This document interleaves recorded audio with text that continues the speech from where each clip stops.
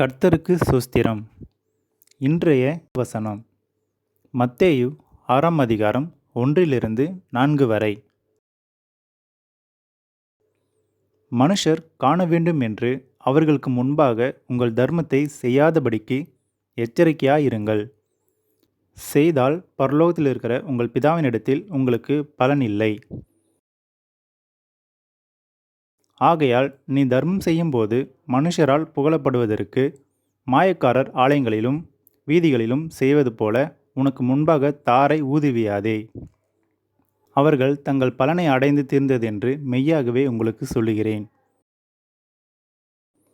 நீயோ தர்மம் செய்யும்போது உன் தர்மம் அந்தரங்கமாய் இருப்பதற்கு உன் வலது கை செய்கிறதை உன் இடது கை அறியாதிருக்க கடவது.